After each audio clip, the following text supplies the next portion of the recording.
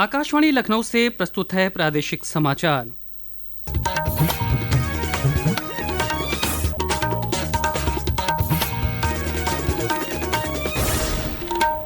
मुख्य समाचार। मुख्यमंत्री योगी आदित्यनाथ ने आज गोरखपुर में मिनी स्पोर्ट्स कॉम्प्लेक्स का किया लोकार्पण। कहा, प्रधानमंत्री नरेंद्र मोदी के नेतृत्व में देश में बनी है नई खेल संस्कृति। राष्ट्रीय जांच एजेंसी की लखनऊ स्थित विशेष अदालत ने चंदन गुप्ता हत्याकांड के 28 आरोपियों को सुनाई उम्र कैद की सजा। मुख्य आरोपी को 7 वर्ष का अतिरिक्त कारावास। प्रयागराज महाकुंभ मेले में दूरसंचार सेवाएं बेहतर करने के लिए लगाए गए 328 नए टावर। रेल कर्मचारियों के जैकेट पर छपे QR कोड को स्कैन कर यात्री खरीद सकेंगे टिकट। हैंडबॉल की प्रतिष्ठित अंतर्राष्ट्रीय चैंपियनशिप IHF ट्रॉफी के मुकाबले आज से लखनऊ में हुए शुरू। पहले मैच में कजाकिस्तान ने बांग्लादेश को दी शिकस्त। नमस्कार, प्रदेश के समाचारों के साथ मैं शैलेंद्र और अब समाचार विस्तार से। मुख्यमंत्री योगी आदित्यनाथ ने आज गोरखपुर में शहर के पहले मिनी स्पोर्ट्स कॉम्प्लेक्स का लोकार्पण किया। 2 एकड़ भूमि पर बने इस मिनी स्पोर्ट्स कॉम्प्लेक्स का निर्माण श्री योगी की विधायक निधि से 5 करोड़ 23 लाख रुपए की लागत से कराया गया है।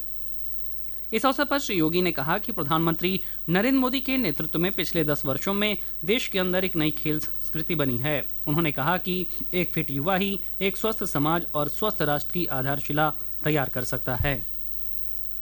एक इंटरनेशनल स्टेडियम भी हम गोरखपुर के अंदर अलग से देने जा रहे हैं। ये खेल कूद की गतिविधियों को इसलिए ग्रामीण क्षेत्र में सैजनवा में एक मिनी स्टेडियम का निर्माण वर्तमान में चल रहा है। अन्य क्षेत्रों में भी हम लोग इसको बनाने की प्रक्रिया को तेजी के साथ आगे बढ़ा रहे हैं, जिससे हमारा युवा स्वस्थ रहे, अपने को फिट महसूस करे। एक फिट युवा ही स्वस्थ युवा के रूप में एक स्वस्थ समाज और स्वस्थ राष्ट्र की आधारशिला तैयार कर सकता है। और शारीरिक रूप से स्वस्थ है तो मानसिक रूप से वह स्वस्थ होकर के देश को एक नई दिशा की ओर अग्रसर करने में अपना योगदान दे सकता है। इसके अलावा मुख्यमंत्री ने आज गोरखपुर के ट्रांसपोर्ट नगर में 2 करोड़ 17 लाख रुपए की लागत से बनाए गए नवीन आश्रय गृह का लोकार्पण और राप्ती नदी में गिरने वाले नालों के प्राकृतिक विधि से जल शोधन की 2 करोड़ 70 लाख रुपए की नगर निगम की परियोजना का भी शुभारंभ किया। इस अवसर पर उन्होंने प्रधानमंत्री के स्वच्छ भारत मिशन को प्रेरणा बताते हुए कहा कि स्वच्छ जल की आपूर्ति करने के लिए शहरी क्षेत्र में अमृत मिशन और ग्रामीण क्षेत्र में जल जीवन मिशन शुरू किया गया है। हम सब आभारी हैं पहले प्रधानमंत्री मोदी जी के, जिनकी प्रेरणा से स्वच्छ भारत मिशन पूरे देश के अंदर लागू हुआ। हर व्यक्ति को शुद्ध पेयजल की आपूर्ति करनी है। इसके लिए भी शहरी क्षेत्र में अमृत मिशन और ग्रामीण क्षेत्र में जल जीवन मिशन प्रारंभ हुआ। हर घर नल के माध्यम से घर घर तक शुद्ध पेयजल उपलब्ध कराने के कार्यक्रम प्रारंभ है। राष्ट्रीय जांच एजेंसी NIA की लखनऊ स्थित विशेष अदालत ने कासगंज में हुए चंदन गुप्ता हत्याकांड में आज सजा का ऐलान कर दिया है। कोर्ट ने सभी 28 आरोपियों को आजीवन कारावास की सजा सुनाई है। वहीं मामले में मुख्य अभियुक्त सलीम को 7 साल की अतिरिक्त सजा सुनाई गई है। अभियोजन पक्ष के वकील मनोज कुमार त्रिपाठी ने बताया कि जिन 2 लोगों को बरी कर दिया गया था उनके खिलाफ ऊपरी अदालत में अपील की जाएगी। सारे अभियुक्तों को आजीवन कारावास की सजा सुनाई गई है और 2 लोग जो छोड़े गए हैं उनके खिलाफ जो अपील की जाएगी। उनको सश्रम कठोर कारावास, उनको अलग से 7 साल की सजा और सुनाई गई है। जो 2 लोग बरी किए गए हैं उनके अभियोजन जो अपील करेगा। इलाहाबाद हाई कोर्ट ने संभल से समाजवादी पार्टी के सांसद जियाउर रहमान बर्क के खिलाफ दर्ज FIR रद्द करने की याचिका खारिज कर दी है। हालांकि कोर्ट ने फिलहाल बर्क की गिरफ्तारी पर रोक लगा दी है।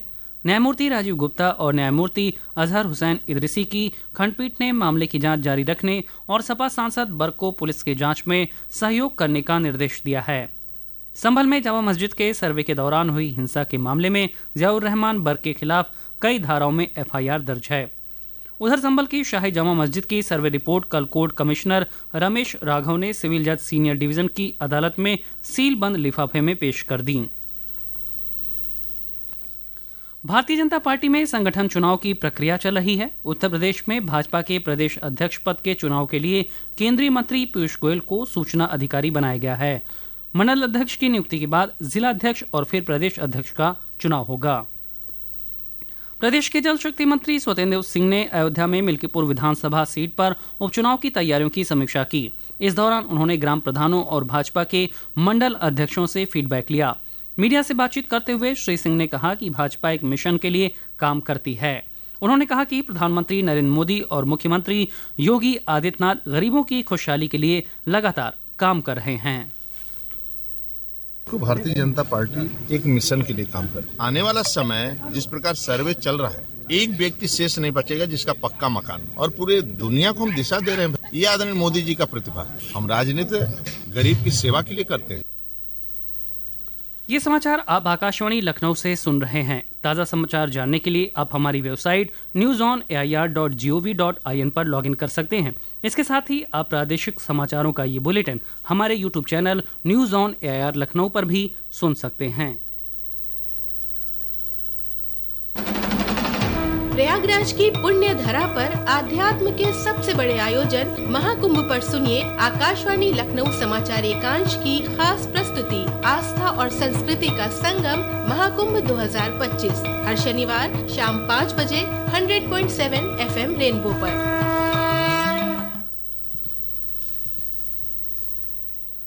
प्रदेश के नगर विकास मंत्री सुरेश खन्ना ने आज वाराणसी में विकास कार्यों को लेकर समीक्षा बैठक की। श्री खन्ना ने महाकुंभ के लिए वाराणसी की तैयारियों के संबंध में अधिकारियों से रिपोर्ट ली।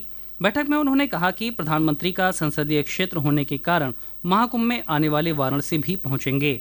ऐसे में यहाँ की मूलभूत सुविधाओं के अलावा पर्यटन से जुड़े पहलुओं पर विशेष ध्यान देने की आवश्यकता है। लखनऊ के रहमान खेड़ा में बाघ को पकड़ने के लिए दुधवा टाइगर रिजर्व से 2 हथनी लखनऊ लाई गई हैं। बाघ को पकड़ने के लिए कई बार इस तरह के अभियानों में हिस्सा ले चुकी हथनी सुलोचना और डायना अब इस अभियान में वन विभाग की मदद करेंगी। दोनों हथनी बाघ को घेरने में एक्सपर्ट मानी जाती हैं। इनकी मदद से वन विभाग बाघ को ट्रैंकुलाइज कर पकड़ने की योजना पर काम कर रहा है।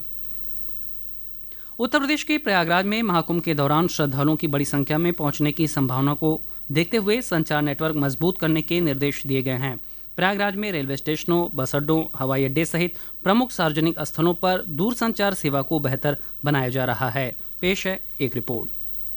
केंद्रीय संचार मंत्रालय ने घोषणा की है कि महाकुंभ मेले की तैयारी में दूरसंचार विभाग ने निर्बाध संचार सुनिश्चित करने के लिए व्यापक व्यवस्था की है। मेला क्षेत्र में 53 हेल्प डेस्क और 3 आपदा प्रबंधन केंद्र स्थापित किए गए हैं। ये डेस्क संदिग्ध धोखाधड़ी की रिपोर्ट करने और खोए या चोरी हुए मोबाइल फोन को ब्लॉक करने जैसी सेवाओं में सहायता करेंगे। मजबूत संचार नेटवर्क के लिए प्रयागराज शहर में 126 किलोमीटर ऑप्टिकल फाइबर बिछाया गया है। पूरे क्षेत्र में नेटवर्क कवरेज को बेहतर बनाने के लिए 328 नए टावर स्थापित किए गए हैं। मेला क्षेत्र में ही हाई स्पीड विश्वसनीय नेटवर्क कवरेज प्रदान करने के लिए 192 किलोमीटर ऑप्टिकल फाइबर बिछाया गया है। स्टेशन, बस और हवाई अड्डे, पार्किंग स्थान तथा प्रयागराज के अंदर और बाहर जाने वाले राजमार्गों पर दूर संचार सेवाओं को भी सुदृढ़ किया जा रहा है। समाचार कक्ष से आनंद पाठक।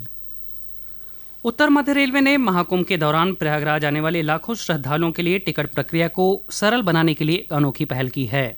प्रयागराज रेलवे डिवीजन के वरिष्ठ पीआरओ अमित मालवीय ने बताया कि इस बार महाकुंभ के लिए रेलवे कर्मचारी QR कोड वाली हरी जैकेट पहनेंगे।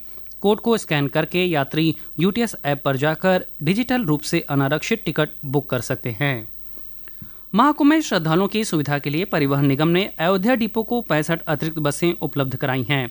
परिवहन निगम के ARM आदित्य प्रकाश ने बताया कि 12 जनवरी से इन बसों का संचालन शुरू किया जाएगा। मुख्यालय से निर्देश प्राप्त हुए हैं। इस बार महाकुंभ की बड़ी ब्रॉड लेवल पे जो तैयारी की गई है उसमें 65 बसें चलाने के लिए हमको निर्देश प्राप्त हुए हैं, जिसको हमारे 2-3 पॉइंट हैं, कमरिया घाट, टांडा और हाटा से हम लोगों को बसें चलाने के लिए निर्देश मिले हैं। उसकी पूरी तौर पे तैयारी हो गई है। सभी स्टाफ की वहाँ ड्यूटी लगा दी गई है और गाड़ियों की तैयारी पूरी कर ली गई है। रंगरोहन भी गाड़ियों का कर लिया गया है।